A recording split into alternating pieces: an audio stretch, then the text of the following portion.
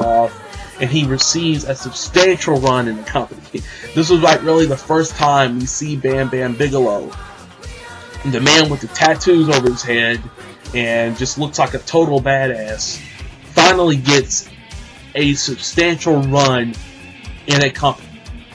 And from the period between late 1992 and late 1995, when he eventually leaves the company, / early 1996, Bam Bigelow has a pedigree that you can now look upon as a wrestling fan and say that, alright, this is where this guy finally made his mark in the business.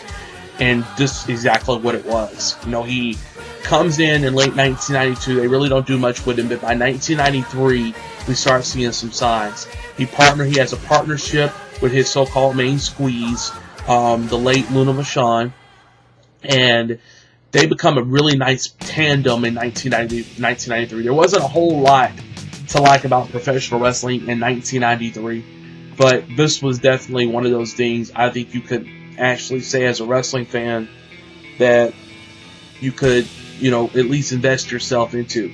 Bam Bigelow had a really good push at the King of the Ring tournament, and I believe he lost to Bret Hart in the finals of the King of the Ring tournament. I'm not sure. I got to look back at that in 1993.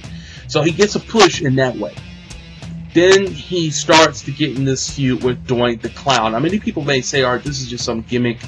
And they are right. This is just some gimmick storyline that really has no meaning. It's degrading. But he has this, you know, to a big man, because it's so obvious that he'll squash Doink the Clown, who all of a sudden went from rule breaker / heel to babyface / good guy in a matter of months in the WWE, which I always thought was a mistake. I think Doink the Clown was a total heel. I think his best work was as a heel.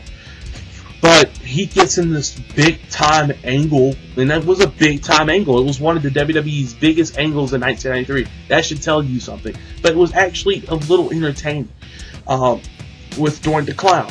And then you have Dink the Clown come into the play, the little small version of Doink. It's just weird. Very, very weird storyline, but it was all about comedy and good fun and good laughter to put Bam over as this big, badass guy who bucked the system and didn't care about anybody, wanted to make the kids cry, and all of a sudden you make the clown the face of that storyline. So, you know, this feud leads all the way into WrestleMania with the mixed tag with Doink and Dink against Luna and Bam, which was one of those matches that you just throw out and say, alright, we don't really care about that match. And that's kind of how that was. But I'm not going to say that the entire feud was horrible for Bam. I just say it didn't progress his character. But yet he got a lot of TV time, he got a lot of publicity, so to speak, in the aftermaths and all this other stuff. And finally he had a home, a wrestling company that he was a part of and would be a part of for several years to come. But not to make a long story short, he eventually disassociates himself with Luna. My guess is that Luna probably left the company, or they just straight parted ways. I can't remember the storyline to a T. But I know that he separated himself. They were separated in the parameters of the storyline that was between the two. I don't know how it went down. But eventually Bam would be by himself again. And he would align himself this time with another faction called the $1 Million Corporation, with Ted DiBiase at the helm. He joined the likes of Tatanka, the likes of Kama, the Supreme Fighting Machine, King Kong Bundy, Nikolai Volkov, Sid. Eventually Sid will join them. The 1-2-3 Kid will join them as well.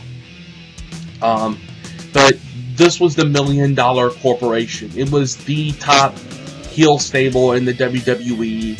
And we really hadn't seen that in quite some time in the WWE, but eventually Ted DiBiase made Bam Bigelow one of the top guys in the stable. And this is probably where Bam's popularity reached an all-time high. This And I'm going to start at the Royal Rumble in 1995 when he had that incident with Lawrence Taylor, the great football player for the New York Giants, linebacker for the New York Giants. He had retired recently, did Lawrence Taylor, and Lawrence Taylor showed up at the Royal Rumble. I think it was in Miami. I'm not so sure about that, but I think it was. And Lawrence Taylor is right there and in the front row, and Bam Bam had just lost a pretty darn important match. I think it was a tag team match for the tag team titles. And right outside, this came out of nowhere too as a wrestling fan. You see this. Bam Bam approaches Lawrence Taylor, who is heckling Bam Bam Bigelow, and basically saying, oh, well, you lost, and blah, blah, blah, blah, blah. Just saying, really, getting after him. And Bam Bam out of nowhere pushes Lawrence Taylor off at least 2 or 3 rolls into, behind him. Lawrence Taylor takes off the sunglasses, looks like he's about to beat up Bam Bam. And the whole thing was done so beautifully, so well done, and that's really what put Bam Bam over the top. This is what led him to do a movie like Major Pain, starring Damon Wayans. This is what helped him become a mega superstar in the WWE for just for a short period of time. But it's really where he got his mark as a top guy in the company, and he has a pretty good match with Lawrence Taylor at WrestleMania. It was the main event of the show. I don't think it should have been the main event of the show, but it was. It garnered a whole lot of publicity, as I mentioned earlier. You had Salt and Pepper doing the intro for Lawrence Taylor. You had the $1 Million Corporation come behind like some sort of football players, and then you had the actual all-pro football players come behind Lawrence Taylor, and it was like this big old lumberjack match. It was pretty cool, and the build-up for it was fantastic, and Bam Bam played the role of a guy who basically said, all right, I've been part of this business for a long time. I busted my tail in this business for several years to get my spot. And I don't like an outsider coming into our business and trying to make a mockery out of it, and that everybody should start feeling sympathy for me. It was a very logical thing to actually believe. And the build was fantastic. Lawrence Taylor couldn't have been more willing to participate. You had Big Daddy Cole Diesel, aka Kevin Nash, who was helping training him, so to speak. I mean, it was a big time match. It was really, I would say, it was the biggest WrestleMania main event that was built with hype for a very long time. I probably couldn't remember something that was built that highly since, I would say, Warrior versus Hogan in WrestleMania 6. I think that's what the kind of hype it was. It wasn't necessarily a great match, but I think the hype was very justified, especially considering how big and popular Lawrence Taylor was at the time. But Bam Bam Bigelow jobs to Lawrence Taylor. Some wrestling purists may not like that. I think it was actually a pretty smart move by the WWE to do it, because it led the way to Bam Bam getting a face turn. And that's what happened. The $1 Million Corporation was so embarrassed by it, they kicked him out. And Bam Bam actually has a pretty good run as a face. But it came at a time when the WWE was pushing Diesel to the moon. When Shawn Michaels was turning face again after his incident with Sid. Sid joins the $1 Million Corporation. Bam Bam is kicked out. But Bam Bam didn't reap the benefits of turning face. And that was really, in my opinion, very disappointing to Bam Bam, because you had this huge build up to WrestleMania.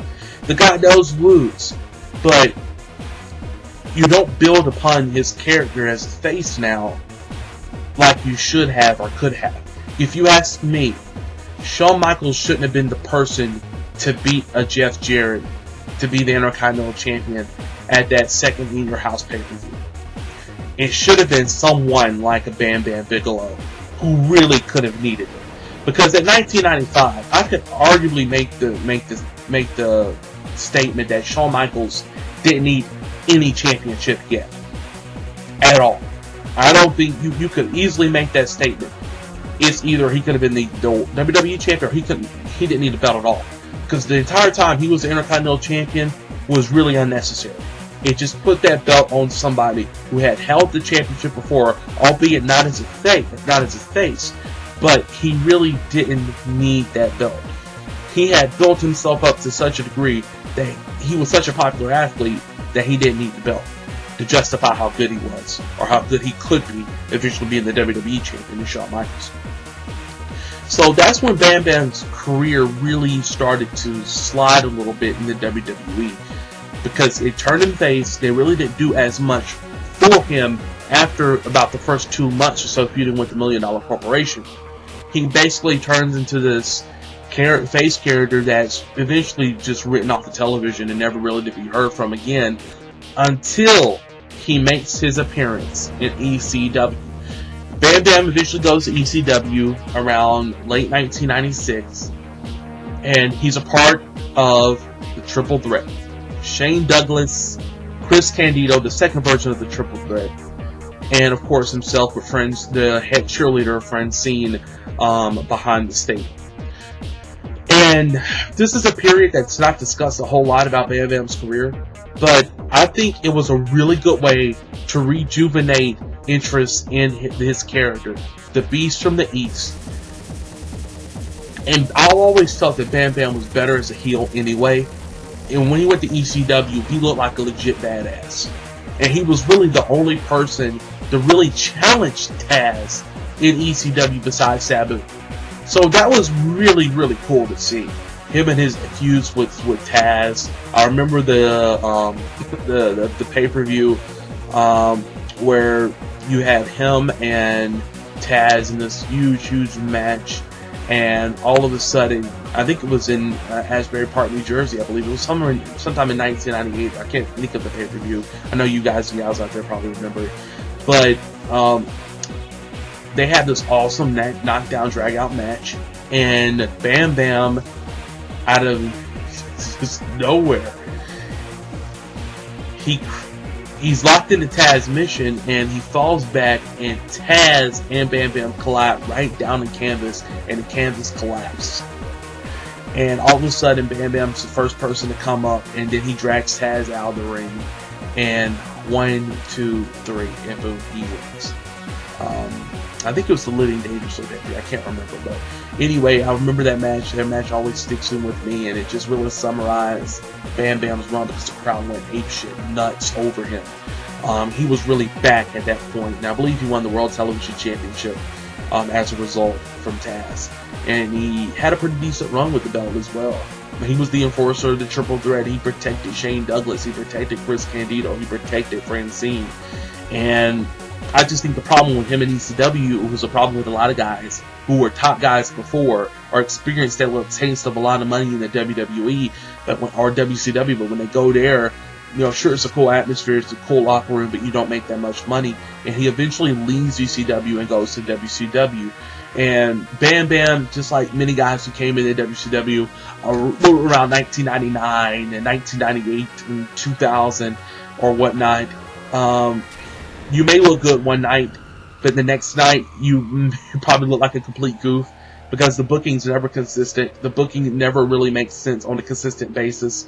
And the only times that I can really think of Bam Bam having a pretty good run in WCW was his matches with Sid Vicious at times, and also his alliance with Diamond Dallas Page and Kane and the Jersey Triad. So, you know, there's really not much to really discuss in terms of Bam Bam's time in WCW, although that he had some really good stuff in between with the hardcore title. There were some good spots with some factions. There was really nothing special about his run in WCW, if I could put it as blunt as that. There's really nothing special. I think he even had a little short feud with Mike Awesome, the late Mike Awesome. But, like I said, it's really not memorable, because even if you went back and saw some of that stuff, you couldn't put 2 and 2 together to say, alright, how did they reach this point? Because it's hard in WCW. Things changed on the fly. So, Bam Bam was doing a little bit of everything during his run in WCW, but nothing was really consistent, and nothing was something that you can look back on and say that, oh my gosh, he had a really good run there. because there really wasn't. If you want to talk about the Jersey Triad, you might want to, but by that time, the WCW title really didn't mean much. Factions in WCW